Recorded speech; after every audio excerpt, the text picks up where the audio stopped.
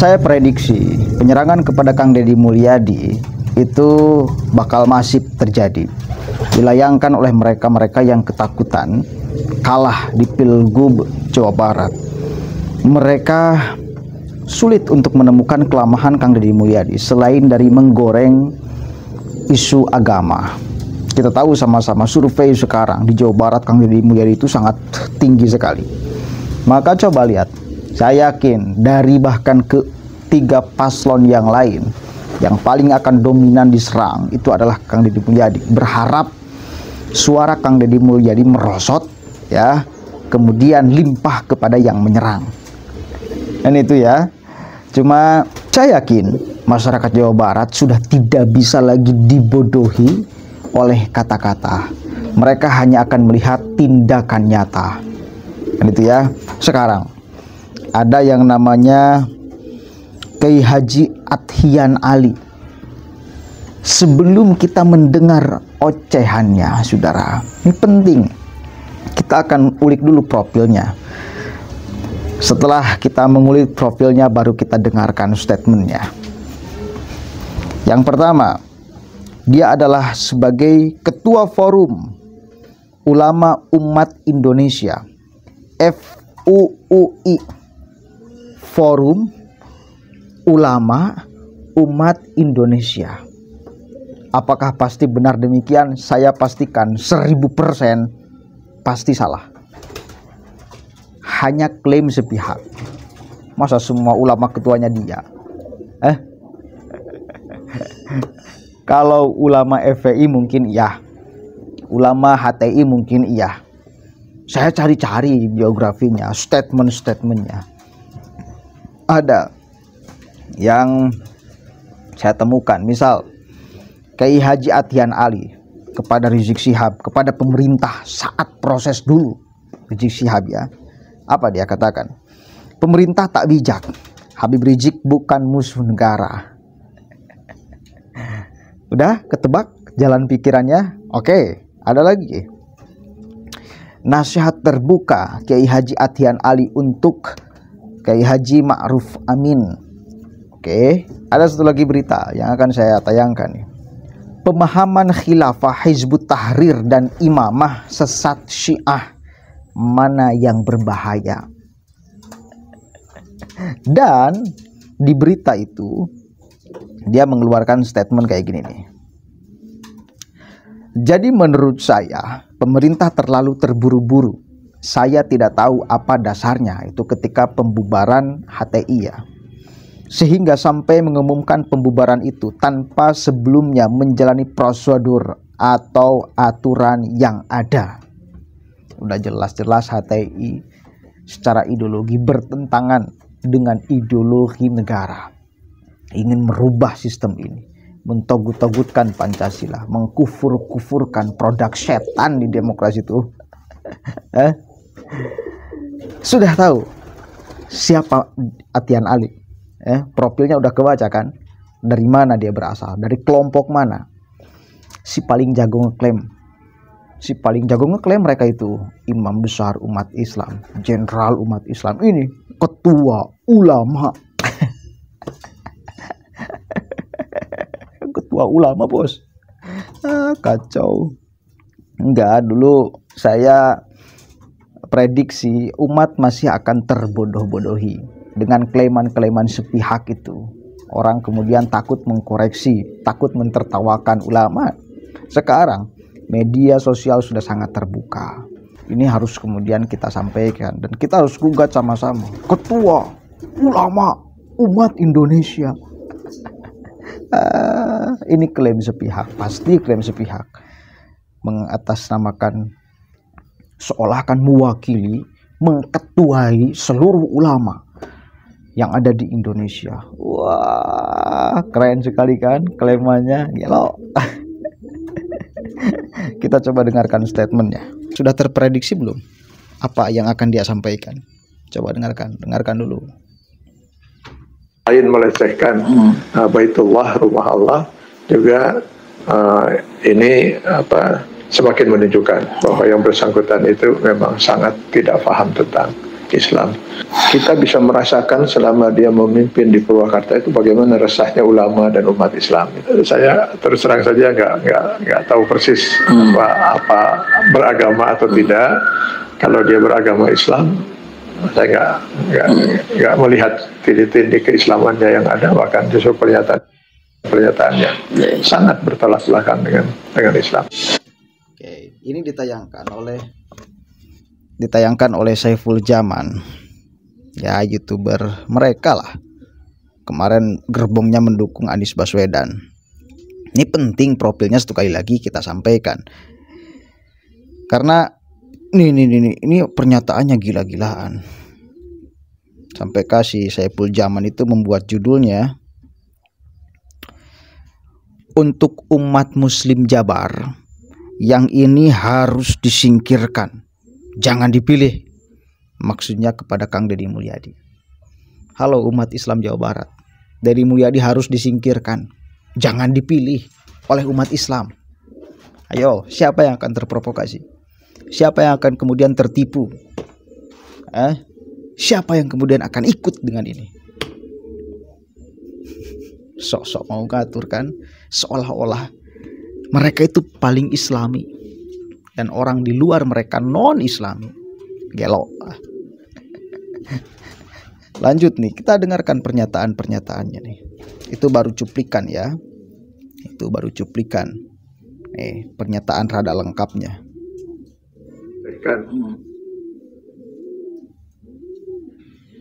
Terutama untuk di Jawa Barat, karena dari 4 calon yang ada ini, nampaknya ada satu calon yang sudah harus disingkirkan dari pilihan oleh umat Islam. Jawa Barat ini dikenal sebagai pusat gerakan Islam. Fanatis terhadap Islam, ini luar biasa Jawa Barat itu. Sehingga saya kira memang patutlah kalau yang memimpin Jawa Barat ini adalah seorang Muslim gitu.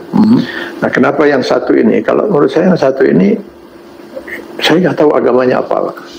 Saya nggak tahu agamanya apa, karena ada pernyataan yang bersangkutan itu di salah satu buku karangannya itu, agama itu adalah budaya, dan budaya itu adalah agama.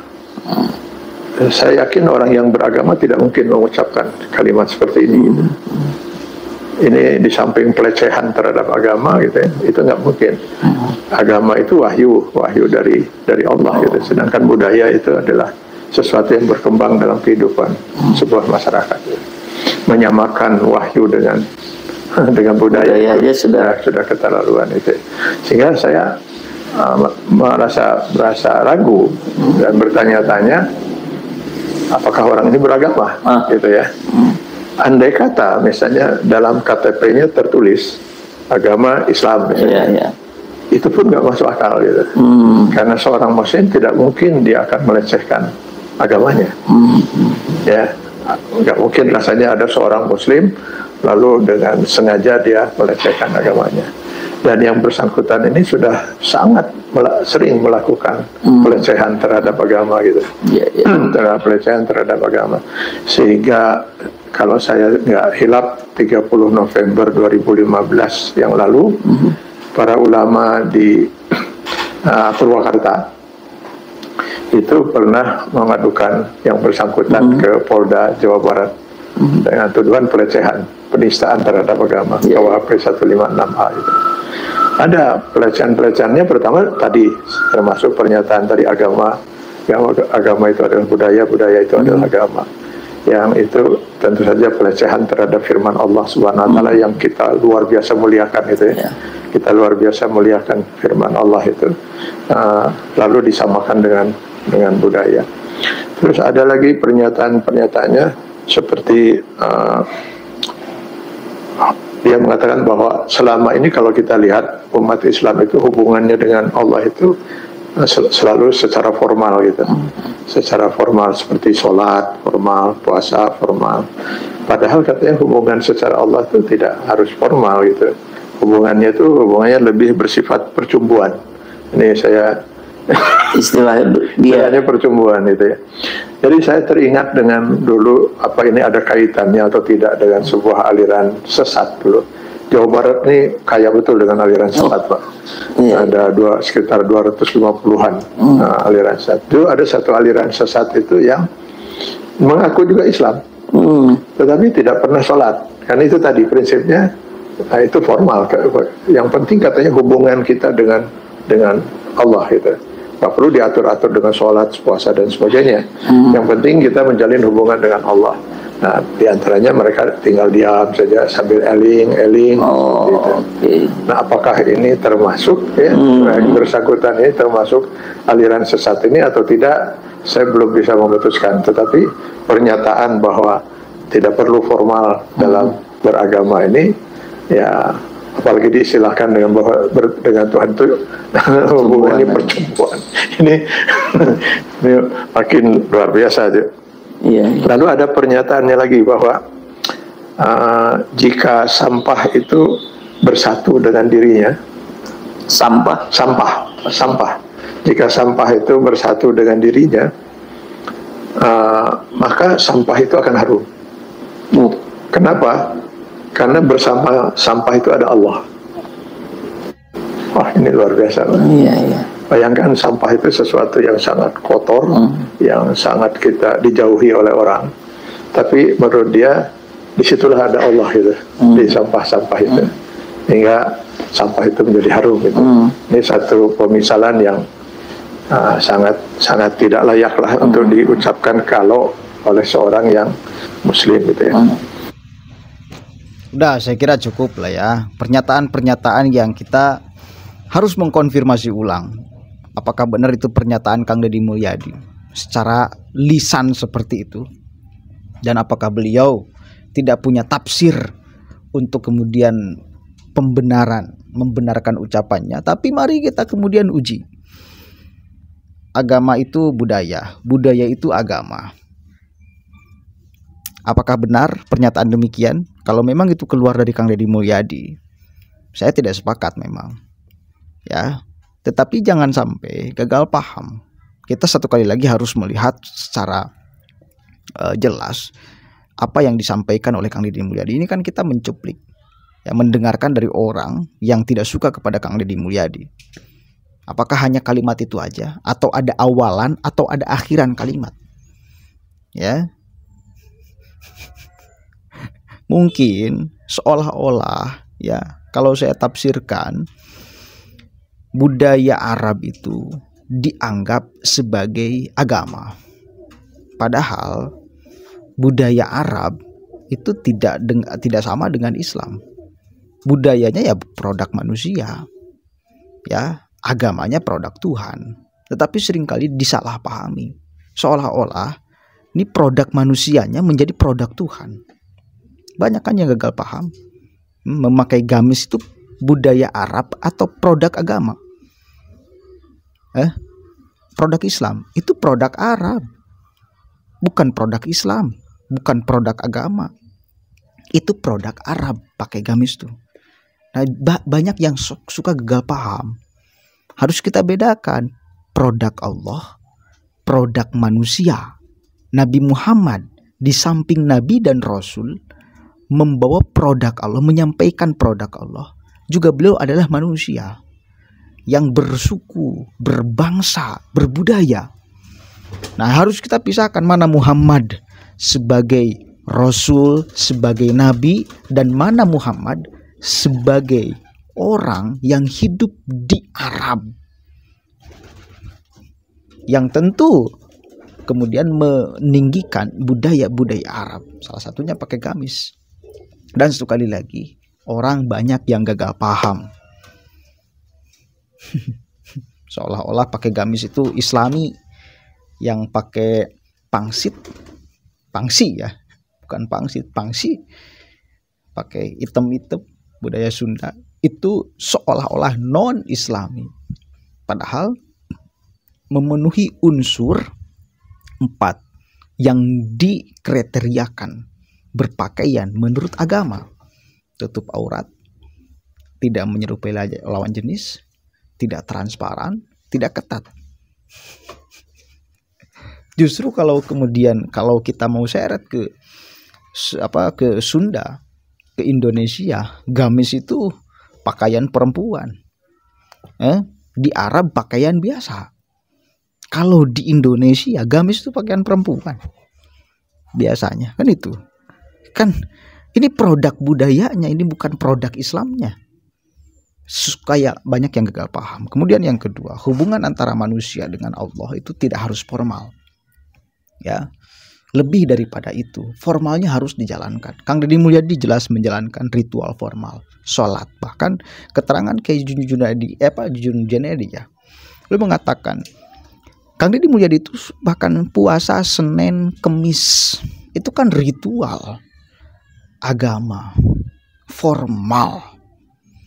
Lebih daripada itu, keterangan siapa ini, orang ini nih, kita kupas. Tetapi lebih daripada itu harus bercumbuan. Maksud bercumbu itu kan menyatu loh. Kita menyatu dengan Rob kita dalam ini dalam ini. Orang yang kemudian hanya melihat di permukaan tidak akan paham.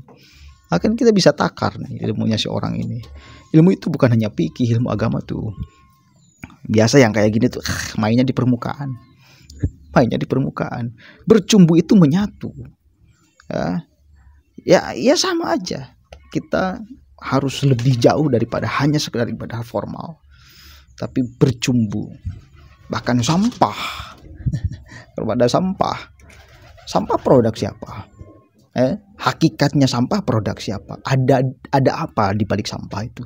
Semua yang hadir di muka bumi ini, mau alam, mau manusia, itu kan tertuju kepada nurullah, tertuju kepada Nur Muhammad. Karena ada hadis kudusi, laulaka lamma khalaqtul aflak. Itu dasarnya. Jadi semua yang ada di muka bumi ini, mau alam, mau tumbuhan, mau manusia, dasarnya di sana. Jadi kalau Kang Deddy mengatakan di balik sampah itu ada Allah, itu ya tidak salah. Apa di mana salahnya? Sampah itu menjijikan, iya, secara dohir menjijikan. Secara kalau kita melihat dengan mata basyiroh, itu dibalik itu Nur Muhammad, dibalik itu Nur Allah. Nah, orang yang bermain di level dasar itu tidak akan paham, makanya menyalahkan. Ini bukan karena salah atau tidak, ini karena ngajinya kurang jauh tuh. Bapak Ali ngajinya kurang jauh. Kemudian yang ketiga, dia katakan apa yang ketiga tuh? Ntar. Lalu sampah. Oh ya udah ya. Itu yang ketiga. Pernyataannya saya barusan bongkar satu persatu. Tidak ada yang salah dari ucapan Kang Deddy Mulyadi. Ini kan, nah udahlah, ini background orang-orang yang memang tidak suka kepada Kang Deddy Mulyadi, dan kita tahu orang-orang yang tidak suka kepada Kang Deddy Mulyadi irisannya kemana, kelompoknya siapa aja, barisan mana aja, ya barisan FPI, barisan HTI, yang begituan tuh, yang sudah dilarang dibubarkan oleh pemerintah, tapi masih sok jagoan, sok mewakili umat Islam, sok mewakili ulama-ulama yang ada di Nusantara. Kan kacau. Dan kalian masih mau percaya? Hello. Udahlah, ini provokasi sampah yang model kayak gini tuh. Yes, mudah-mudahan ada manfaatnya. Assalamualaikum warahmatullahi wabarakatuh.